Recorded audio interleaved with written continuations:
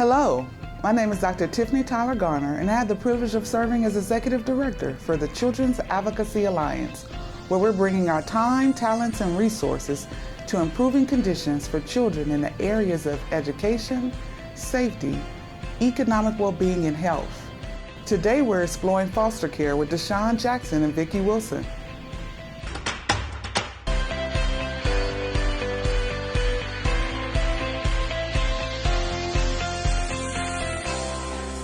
Hello, Ms. Vickie. Thank you so much for joining us. Ms. Vickie is the volunteer coordinator with the CASA program. Tell us about your role with the CASA program. I essentially supervise a volunteer workforce that responds to the needs of children, specifically in protective custody and or foster care. So essentially, CASA volunteers play a primary role in two functions. One is that we look to well-being. The next is permanency. So our primary goal is to ensure timely permanency, and while the child is in protective custody, ensure that their well-being needs are being addressed.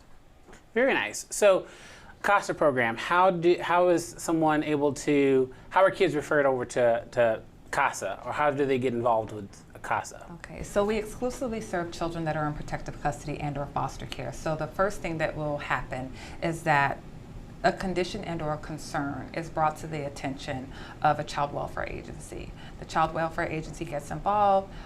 A judge will determine one way or the other if the case needs to stay open, if the child needs to stay in care. If the judge makes that decision, the child will stay in protective custody.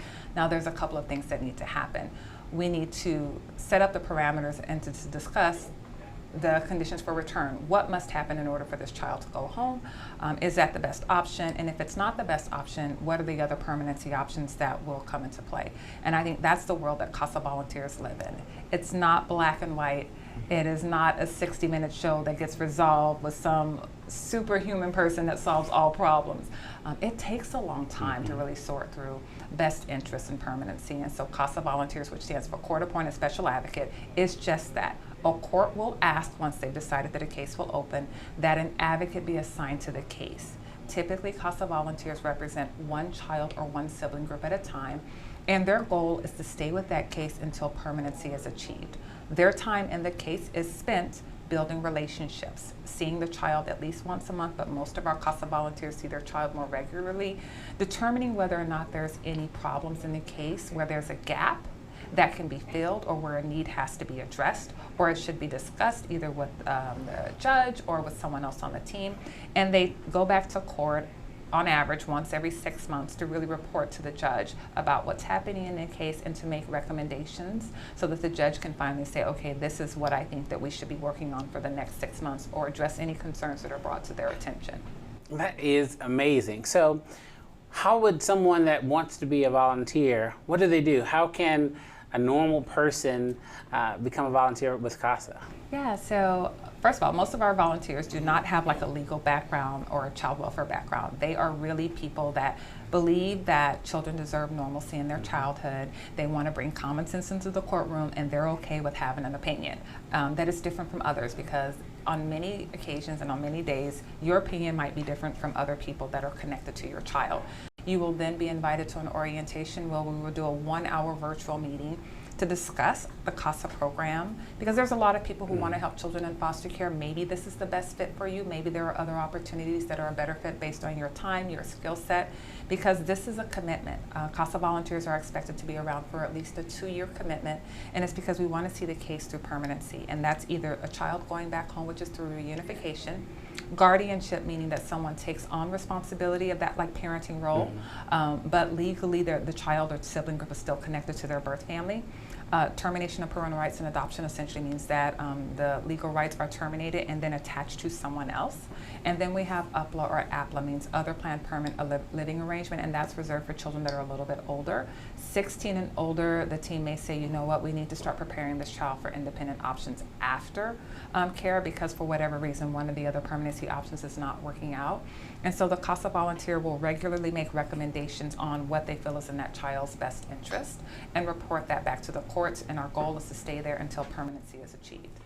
That is amazing. I can't say enough great things about the CASA program. I truly, like I said, I benefited from it years ago, and the effects of it still resonate today. I think it is for those folks that want to get involved and really volunteer, you really are making an impact in the lives of young people. What are the age ranges that a CASA volunteer could expect to get? We will work with any child between the ages of 0 through 18 that's in protective custody. Some people are a bit concerned about representing a nonverbal child, or they say, how can you do that? This child cannot speak.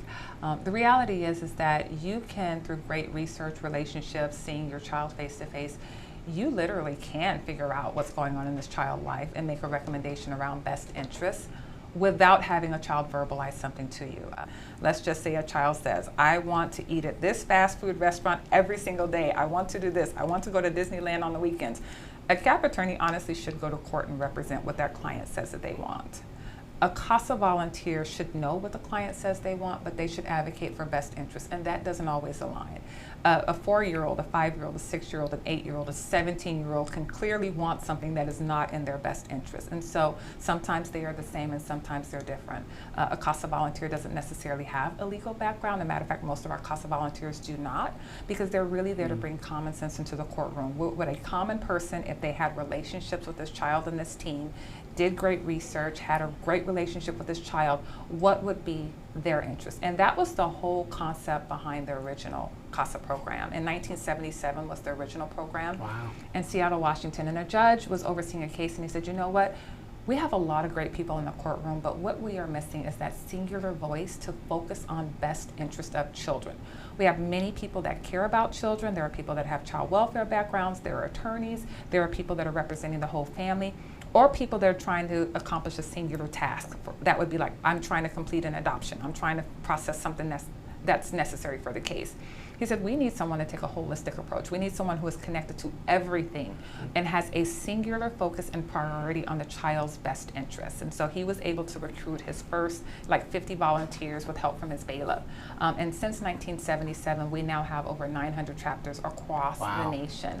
And we are lucky. We were early adapters to the CASA program. In 1980, Judge Mendoza started our program here. And he said, there's some great things going on. There's some advocates that are helping children, and we could use this extra voice, this extra set of eyes on this case. And since our original program from 1980 with the original 15 volunteers, we have nearly 370 today.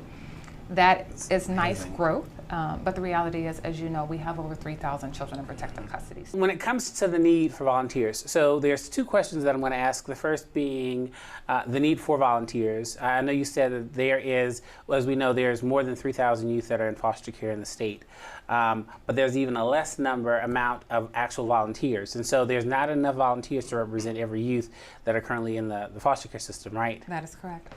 So we have to prioritize. We literally look at the cases because the judge essentially says, yes, I agree that a CASA volunteer should be on this case, and we get what's called a CASA order.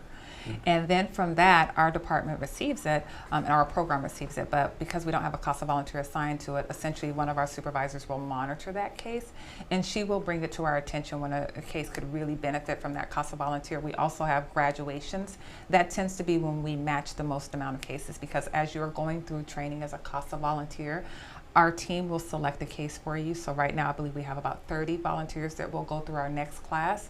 So when they graduate, there will be 30 separate cases if all of them move through the process, 30 separate cases that can be assigned to that class. And for cases, we either consider an individual child or a sibling group.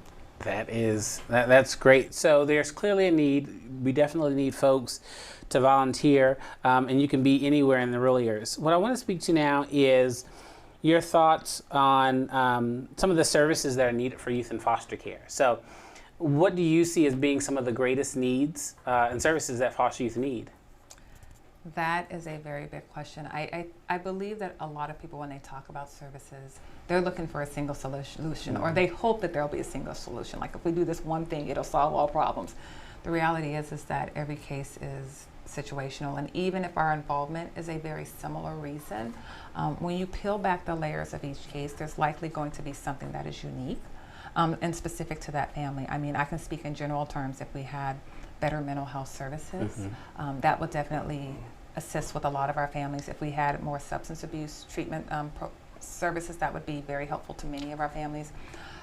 If we had better services just for children in general, more foster parents for older, younger, larger sibling groups would absolutely be great, because the reality is that while we're working on all of this, children need a safe place to be.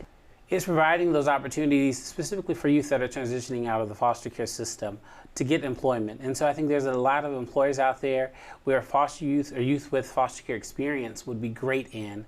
I think the community has the ability to really look at, again, where they can provide, where they can support, whether that be with respite care, where the children are placed there temporarily, whether that be with being an actual foster parent, whether that be with being a CASA, a volunteer. There's so many opportunities to really provide assistance and support to youth in the foster care system. I think it's also looking at where can you step in and really be that mentor. Rather, CASA may not be your go-to. What other avenues out there could you support a youth educationally? They have educational liaisons. Where can you support youth when it comes to employment? One of the greatest things that I think I had was a foster dad that provided me with employment opportunities. He provided me with housing when I needed it. But he was also there and consistent. And I think as we start to look at how we can support youth and how we can support specifically youth transitioning out of the foster care system, mentors, because once youth age out of the system, and we're in a place where we're looking at extending foster care to the age of 21. But until we get to that point, even beyond that, how can folks step in and provide that mentorship, that one-on-one? And that's one of the things that I do like about CASA, is that they don't necessarily only end when the child turns 18, but there is some communication that happens even well after that, and some follow-up that happens to see how the youth are doing authentically. And I think that's one of the another important piece is the authentic engagement that CASA does bring to youth and to families. And so to connecting them also with resources.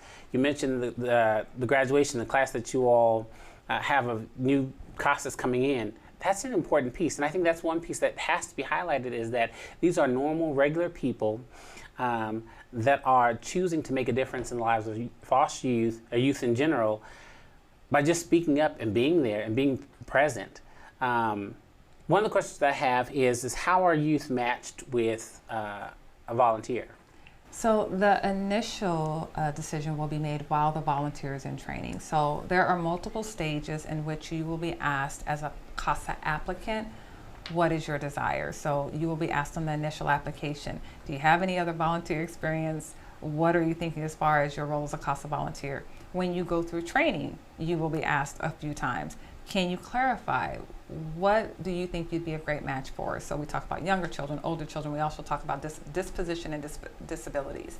And then our training coordinator, who's our lead, her name is Cheryl. She'll get to know you pretty well, because our training is about 30 hours of in-class, and then there's what we call road work that will be done outside of the classroom. So she'll get a sense of who you are. There's also an interview process where there are multiple people who will sit on your panel. We will likely discuss your childhood, your professional experience. So sometimes things just work out to where you're like, you know what, this person lives in Henderson, they're a retired teacher, they love soccer, we have this other kid who lives in Henderson, would love to play sports, this, that, the other. It's like, wow, that would be a great match. So sometimes we look at proximity, background, professional interests, social interests. There just may be a common connection between the CASA volunteer and the child that we say, hey, we think that they could relate to that. And so a lot of things go into that decision-making process when we decide to match the CASA volunteer with the first case. And then after that, the applicant, or who's now a CASA volunteer, has an opportunity to let their supervisor know when they're ready to consider another case. Usually most CASA volunteers will do it after their first case is open. One case closes, another case will open. One of the unfortunate pieces about a foster care system is that it teaches, in a sense, relationships that are being destroyed, but it doesn't teach about building relationships and maintaining relationships. And I think that's one of the unique pieces about the CASA program, is that it does have this component of building relationships and understanding that you can get the most work done when relationships are built. And I think as volunteers stay on and they get to know their youth and their young people, they're building and developing this amazing relationship. From time to time, I see my CASA, and we still have a good relationship. And so I think it's those beautiful pieces that really make an impact in the lives of young people. And so there's a need. And I know that this is a community that responds. I mean, I have been blessed to be a volunteer manager in 3 different capacities for this community. One of them being with American Red Cross. I was the volunteer manager during the 1 October incident. I also then was pulled over to assist the fire department with the COVID-19 response initially. And then I chose to be a part of CASA. And one thing I know about this community is that it's a community that cares. It cares about people, it cares about families, and it will respond. And so I think with CASA, a lot of people, I don't believe, are aware that this opportunity is here for people to be an advocate and to step up. I can't say enough. I cannot not say enough great things about the CASA program because, like I said, I benefited from it. I think it is phenomenal. I enjoy the folks that lead it because their hearts are there. There's passion in there. One of the things you mentioned was that you don't just quickly assign youth and to adults, volunteers. That's amazing. So you take time to actually make sure that there's a match that happens. Yeah, our ability to help children in foster care only extends as far as my ability to recruit volunteers that are willing to step up and be an advocate on behalf of this child. So I don't take lightly, because we ask as a program that you commit to at least a 2-year commitment. The reality is, as I mentioned earlier, a lot of our volunteers extend well past that as far as that relationship of being involved with that child.